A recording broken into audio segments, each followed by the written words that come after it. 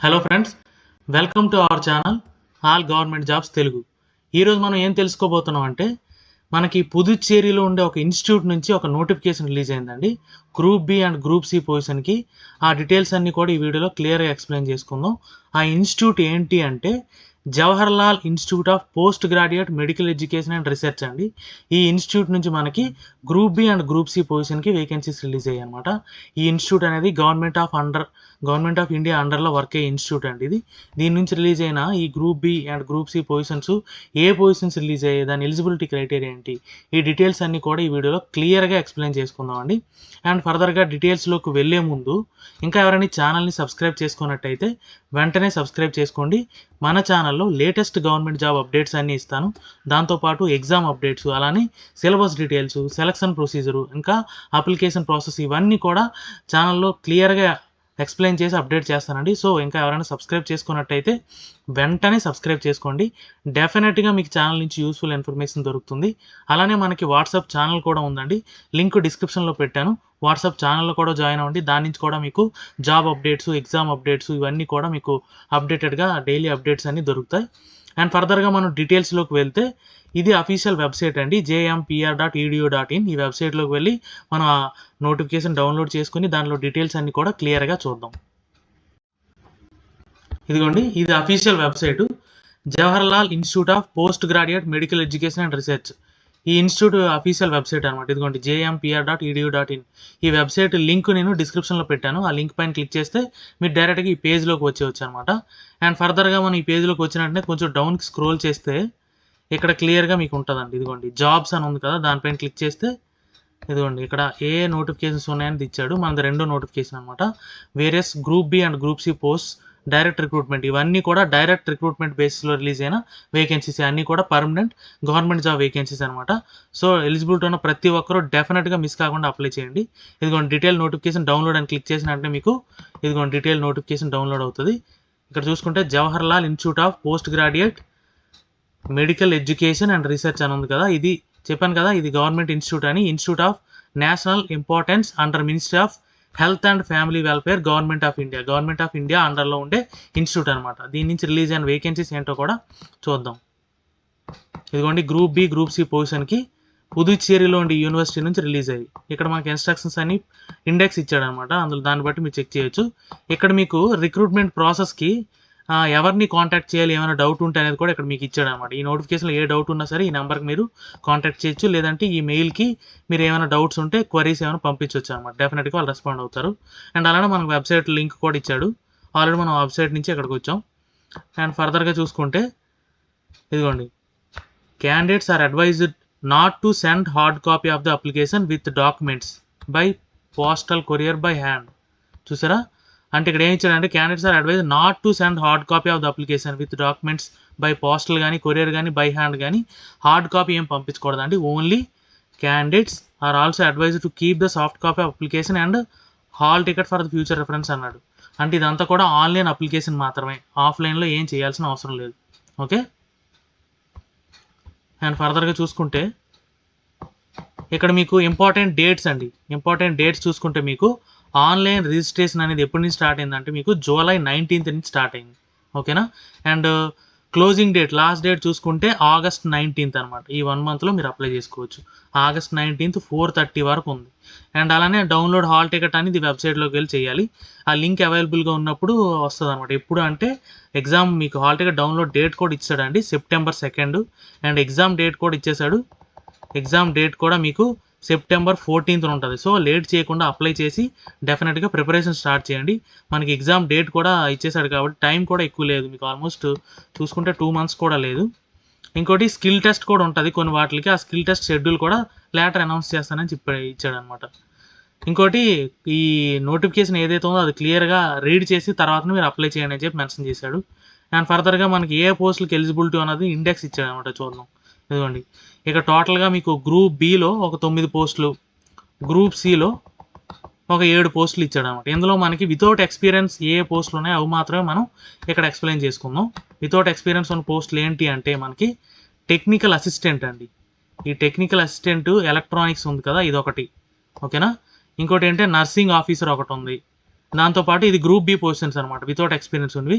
అలాగే గ్రూప్ సిలో చూసుకుంటే మీకు జూనియర్ అడ్మినిస్ట్రేటివ్ అసిస్టెంట్ ఉంది కదా, ఇదొకటి. అలానే స్టెనోగ్రాఫర్ ఒకటి. ఈ 4 పొజిషన్ల కోసం మనం చూద్దామండి. ఓకేనా. మిగిలిన ఎక్స్పీరియన్స్ ఉన్న వాళ్ళు ఏమైనా మీకు ఎక్స్పీరియన్స్ ఉండి వాటికి అప్లై చేద్దాం అనుకుంటే మిగిలిన పొజిషన్స్ విత్ ఎక్స్పీరియన్స్ ఉన్నాయి, అవి కూడా చూడొచ్చు. ఓకేనా. అండ్ ఫర్దర్గా చూసుకుంటే దీని క్వాలిఫికేషన్ డీటెయిల్స్ అవి చూద్దాం. గ్రూప్ బిలో జూనియర్ ట్రాన్స్లేటర్, ఇదిగోండి డీటెయిల్డ్గా ఇచ్చాడు మీకు. ఎవరైనా మీకు ఎక్స్పీరియన్స్ ఉన్న వాళ్ళు చూస్తే, పోస్ట్ గ్రాడ్యుయేషన్ మాస్టర్ డిగ్రీ ఉన్న వాళ్ళు ఎవరైనా ఉంటే చూడొచ్చు. ఇదిగోండి మెడికల్ ల్యాబొరేటరీ. అలాగే నర్సింగ్ ఆఫీసర్, ఇదిగోండి నర్సింగ్ ఆఫీసర్ పొజిషన్ చూస్తే బీఎస్సీ ఉండాలండి.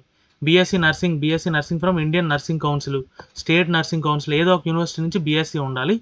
లేదు అనుకుంటే బీఎస్సీ పోస్ట్ సర్టిఫికేట్, లేదంటే post basic BSc nursing, Indian nursing council, state nursing council నుంచి ఈ రెండిట్లో ఏ మీకు సర్టిఫికేట్ ఉన్నా అప్లై చేయొచ్చు. ఇంకోటి registered as a nurse and mid wife in state Indian nursing council, స్టేట్లో కానీ ఇండియన్ నర్సింగ్ కౌన్సిల్లో కానీ మీరు రిజిస్టర్ అయ్యి ఉండాలన్నమాట. ఓకేనా. లేదు అనుకుంటే డిప్లొమా ఉన్నా సరిపోతుందండి. Diploma general nursing midwifery from Indian nursing council, డిప్లొమాలో జనరల్ నర్సింగ్ మిడ్ వైఫరీ ఉండి మీకు ఏంటి అడిగాడంటే సేమ్ దీనికి కూడా register as nursing midwife in state or Indian nursing council, Indian nursing కౌన్సిల్లో మీకు రిజిస్టర్ అయ్యి ఉండాలి. దాంతోపాటు డిప్లొమా వాళ్ళకి అయితే 2 years ఎక్స్పీరియన్స్ అడిగాడు. ఓకేనా.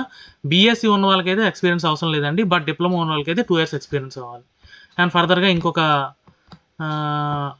గ్రూప్ బి పొజిషన్ ఉంటుంది, అది కూడా చూద్దాం. మిగిలినవన్నీ మీకు ఇదిగోండి టెక్నికల్ అసిస్టెంట్ ఎలక్ట్రానిక్స్. ఈ టెక్నికల్ అసిస్టెంట్ ఎలక్ట్రానిక్స్ చూసుకుంటే దీనికి ఏం అడిగాడంటే degree in engineering in electronics or electrical from recognised university అన్న. డిగ్రీలో మీకు అంటే బీటెక్ ఎలక్ట్రికల్ కానీ ఎలక్ట్రానిక్స్ కానీ ఉంటే మీరు అప్లై చేయొచ్చు. ఓకేనా. లేదు అనుకుంటే డిప్లొమా ఎలక్ట్రికల్ కానీ ఎలక్ట్రానిక్స్ కానీ ఉందనుకోండి, 3 years డిప్లొమా, దాంతోపాటు 2 years ఎక్స్పీరియన్స్ అడిగాడు. ఓకేనా. డిప్లొమా ఉంటే 2 years ఎక్స్పీరియన్స్, లేదు బీటెక్ ఉంటే ఎక్స్పీరియన్స్ ఏం అవసరం లేదు. అండ్ పే స్కేల్ చూసారా, మంచి పే స్కేల్ ఇచ్చాడు, 35,400, పే లెవెల్ 6. అంటే ఇది ఇనీషియల్ బేసిక్ అనమాట. మీ గ్రాస్ శాలరీ చూసుకుంటే నియర్లీ 50,000 అబవ్ ఉంటుంది అనమాట. అండ్ అలానే ఏజ్ క్రైటీరియా కూడా అప్ టు 35 years వరకు ఉండొచ్చు. అండ్ మనకి నర్సింగ్ ఆఫీసర్ది చూసుకుంటే ఏజ్ క్రైటీరియా చూడలేదు కదా మనం, ఇదిగోండి దీనికి కూడా సేమ్ 35 years అడిగాడు. అండ్ శాలరీ దీనికి చాలా ఎక్కువ ఇచ్చాడండి, 44,900. ఇది కూడా మంచి ప్యాకేజే, మీకు ఆల్మోస్ట్ 60,000 వరకు వస్తుంది ఈ శాలరీ. అండ్ ఫర్దర్గా మనం గ్రూప్ సి పొజిషన్స్ 2 అనుకున్నాం కదా వితౌట్ ఎక్స్పీరియన్స్, అవి కూడా చూద్దాం. దానికి ఓన్లీ ఇంటర్మీడియట్ ఉంటే చాలండి, అడిషనల్ క్వాలిఫికేషన్స్ ఏమీ అడగలేదు. ఇంటర్మీడియట్ ఉండి మీకు ఇంటర్మీడియట్తో పాటు టైపింగ్ స్పీడ్ అడిగాడు అనమాట. ఆ డీటెయిల్స్ కూడా చూద్దాం. ఇదిగోండి స్టెనోగ్రాఫర్ ఒకటి, ఇంకోటి జూనియర్ అడ్మినిస్ట్రేటివ్ అసిస్టెంట్. ఇదిగోండి జూనియర్ అడ్మినిస్ట్రేటివ్ అసిస్టెంట్. దీనికి చూసుకుంటే 12th class or equivalent qualification from recognised board. Okay. అలాగే మీకు టైపింగ్ స్పీడ్ ఉండాలి, 35 words per minute in English, లేదనుకుంటే 30 words per minute in Hindi. ఈ రెండిట్లో ఏదో ఒక టైపింగ్ స్పీడ్ ఉండి 12th standard పాస్ అయితే చాలు, మీరు హ్యాపీగా అప్లై చేసుకోవచ్చు. ఓకేనా. దీనికి ఏజ్ 30 years లోపు ఉంటే అప్లై చేయదు. దీంతో పాటు మీకు ఏజ్ రిలాక్సేషన్ కూడా ఉంది, అది కూడా చూద్దాం. అండ్ పే స్కేల్ చూసుకుంటే ఇనీషియల్ బేసికే 19,900, అంటే మీకు ఈజీగా 40,000 వరకు శాలరీ ఉంటుంది అనమాట. అండ్ ఫర్దర్గా ఇంకొక పొజిషన్ చూసుకుంటే మీకు ఇదిగోండి స్టెనోగ్రాఫర్. ఈ స్టెనోగ్రాఫర్ పొజిషన్ చూసుకుంటే మీకు దీనికి కూడా 12th class పాస్ అయితే చాలండి, 12th class pass or equivalent qualification అని అడిగాడు. దీంతో పాటు స్కిల్ టెస్ట్ నామ్స్ ఉంటాయి, డిక్టేషన్ అంటే మీకు ఇక్కడ టైపింగ్ నాలెడ్జ్ అడిగాడు. దీనికి కూడా స్కిల్ టెస్ట్కి ఈ స్టెనోగ్రాఫర్కి స్టెనోగ్రఫీ స్పీడ్ ఉండాలండి. ఇదిగోండి 10 minutesలో 80 words per minute ఉండాలి. ఓకే. 10 minutes మీకు స్కిల్ టెస్ట్ ఉంటుంది, అలాగే ట్రాన్స్క్రిప్షన్ స్పీడ్ కూడా ఉంటుంది. ఈ క్రైటీరియా మీరు మీట్ అయితే మీరు డెఫినెట్గా స్టెనోగ్రాఫర్ పొజిషన్కి అప్లై చేసుకోవచ్చు అనమాట. టోటల్గా ఈ 4 పొజిషన్స్ వితౌట్ ఎక్స్పీరియన్స్ ఉన్నవి అనమాట.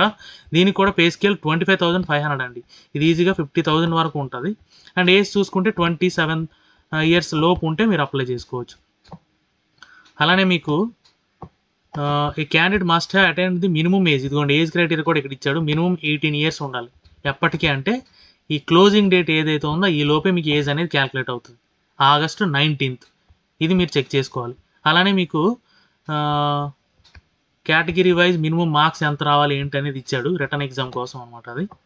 అండ్ ఫర్దర్గా చూసుకుంటే ఇదిగోండి ఏజ్ రిలాక్సేషన్ అన్ని గవర్నమెంట్ సర్వీస్కి ఇచ్చినట్టు ఇచ్చాడు. SC STకి 5 years, అలానే OBCకి 3 years, అండ్ అలానే సెంట్రల్ గవర్నమెంట్ సివిలియన్ ఎంప్లాయీస్కి యాజ్ పర్ గవర్నమెంట్ నామ్స్ ఇచ్చాడు అనమాట. దాంతోపాటు PWD క్యాండిడేట్స్కి పీడబ్ల్యూ అన్రిజర్వ్డ్ అయితే 10 ఇయర్స్, పీడబ్ల్యూ అన్రిజర్వ్డ్ అయితే. అలాగే పీడబ్ల్యూడీలో ఓబీసీ అయితే 13 ఇయర్స్, అలాగే పీడబ్ల్యూడీలో ఎస్సీ ఎస్టీ అయితే 15 ఇయర్స్ ఉందన్నమాట. ఇది ఏజ్ రిలాక్సేషన్. అక్కడ మనకు అడిగిన ఏజ్తో పాటు ఇది యాడ్ చేసుకోవచ్చు మనకి ఆ సర్టిఫికేట్ ఉంటే.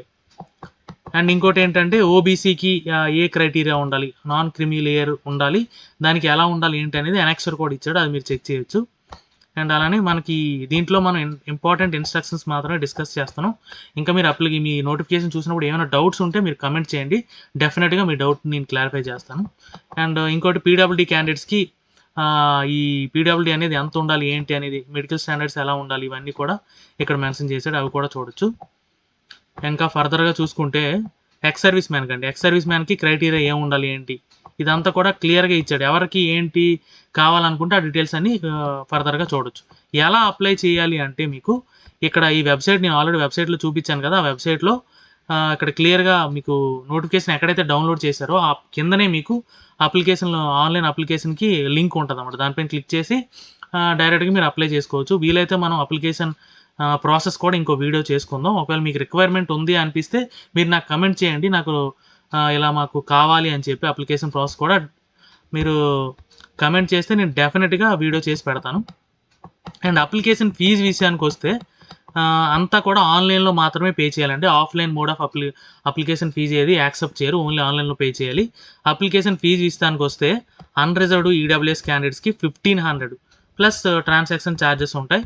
అలాగే ఓబీసీకి కూడా 1500 అండ్ ఎస్సీ ఎస్టీ క్యాండిడేట్స్కి అయితే మీకు 1200 రూపీస్ ఉంటుంది. ట్రాన్సాక్షన్ ఛార్జెస్ అనేవి కామనే.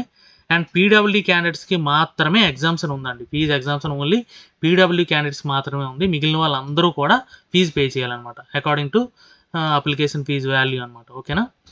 అండ్ ఫర్దర్గా చూసుకుంటే జనరల్ ఇన్స్ట్రక్షన్స్ అండి, ఏవైతే ఇంపార్టెంట్ అవి మాత్రమే నేను మార్క్ చేసి పెట్టాను. ఇందులో చూసుకుంటే మీకు కట్ ఆఫ్ డేట్ ఏది అంటే ఏజ్కి, ఎడ్యుకేషన్ క్వాలిఫికేషన్స్కి లాస్ట్ డేట్ ఆల్రెడీ చెప్పుకున్నాం కదా, August 19th. ఈ లోపే మీరు అన్ని అంటే మీ క్వాలిఫికేషన్ మీకు ఎక్వైరీ ఉండాలి, ఏజ్ అన్ని కూడా చెక్ చేసుకోవాలన్నమాట. అలాగే ఇంకోటి ఏంటంటే candidate must ensure that their photo and signature should be clear visible in preview. అంటే మీరు అప్లై చేసిన తర్వాత ప్రివ్యూలో మీ ఫోటో సిగ్నేచరు క్లియర్గా ఉన్నట్టు చూసుకోండి, లేదంటే అప్లికేషన్ రిజెక్ట్ అయ్యే ఛాన్స్ ఉంటుంది అనమాట. ఇంకొక పాయింట్, ఒకవేళ మీరు ఒకటి కంటే ఎక్కువ అప్లికేషన్ అప్లై చేయాలనుకున్నారు అనుకోండి, అంటే మీకు ఎలిజిబిలిటీ ఉంది 2-3 పోస్టులకి మీరు అప్లై చేయాలనుకుంటే చేయొచ్చు. బట్ ఏంటంటే సెపరేట్ అప్లికేషన్ పెట్టాలి, విత్ సెపరేట్ ఫీజు పే చేయాలన్నమాట. ఓకేనా, అదొక ఇంపార్టెంట్ పాయింట్. మిగిలినంతా నార్మలేనండి. ఇన్స్ట్రక్షన్స్ అండ్ ఫోటోగ్రాఫ్కి ఎలా ఉండాలి, అప్లై చేసేటప్పుడు ఇవన్నీ చూడొచ్చండి. ఫోటోగ్రాఫ్ ఎలా ఉండాలి, ఎంత సైజులో ఉండాలి, ఇవన్నీ కూడా క్లియర్గా మెన్షన్ చేశాడు. అండ్ ఇంకోటి ఏంటంటే ఇవన్నీ కూడా ఎలా అప్లై చేయాలి అంటే అప్లికేషన్ ప్రాసెస్లో ఇవన్నీ కూడా మీకు వస్తాయి. ఇంకోటి ఎగ్జామినేషన్ సిటీ అండి, మనకి దగ్గరలో హైదరాబాద్ ఉందండి, హైదరాబాదు. అలానే మీకు చెన్నై కూడా ఉండొచ్చు, చెన్నై కూడా ఉంది. హైదరాబాదు, చెన్నై మనకి దగ్గరలో ఉన్నాయి. ఓకేనా, మన అంటే తెలుగు రాష్ట్రంలోనే ఎగ్జామ్ సెంటర్ అయితే ఉంది, అక్కడికి వెళ్ళి మనం రాయొచ్చు హ్యాపీగా. హాల్ టికెట్ కూడా మీకు ఆల్రెడీ చెప్పాను కదా, మీకు September 2nd మీకు హాల్ టికెట్ డౌన్లోడ్ చేసుకోవచ్చు. అది కూడా ఎలా డౌన్లోడ్ చేయాలని కూడా ఇక్కడ ఇచ్చాడు, మెన్షన్ చేశాడు. ఒకసారి డీటెయిల్స్ మీరు అప్లై చేసినప్పుడు ఏవైతే డీటెయిల్స్ ఇస్తారో అవి మాత్రమే మీకు కన్సిడర్లోకి వస్తాయి. సో అప్లై చేసేటప్పుడే జాగ్రత్తగా అప్లై చేయండి. ఇంకోటి, candidate will not be allowed to appear for the return test అని ఎలాగ వెళ్ళాలి ఏంటి అనేది ఇచ్చాడు. మీ ఐడి ప్రూఫ్తో పాటు హాల్ టికెట్ కూడా తీసుకెళ్లాలని చెప్పి ఇక్కడ మెన్షన్ చేశాడు అనమాట. అండ్ ఫర్దర్గా ఏం చేయాలి ఏం చేయకూడదు అని ఇవంతా నార్మల్గా ఇన్స్ట్రక్షన్స్ ఏనండి, అంత ఇంపార్టెంట్ ఇన్స్ట్రక్షన్స్ ఏం లేవు. ఒకవేళ మీరు చదివినప్పుడు మీకు ఏమైనా డౌట్ వస్తే మాత్రం డెఫినెట్గా కమెంట్ చేయండి, నేను రిప్లై ఇస్తాను మీ డౌట్స్ అన్నీ కూడా. The candidates will be selected based on the performance in the written examination and skill test.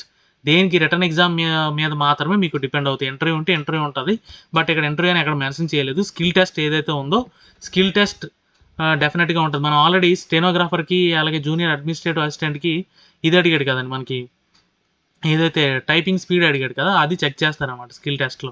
So డెఫినెట్గా టైపింగ్ నాలెడ్జ్ ఏదైతే అడిగాడో దానికి డెఫినెట్గా వచ్చి ఉండాలి. ఓకేనా, అదొకటి ఇంపార్టెంట్ పాయింట్. అండ్ ఫర్దర్గా చూసుకుంటే డిక్లరేషన్ ఆఫ్ రిజల్ట్ అంతా కూడా ఆ వెబ్సైట్ ఏదైతే ఉందో ఆ వెబ్సైట్లోనే పెడతాడు. మీకు అప్డేట్స్ అన్నీ కూడా టైం టు టైం దొరుకుతాయి అన్నమాట.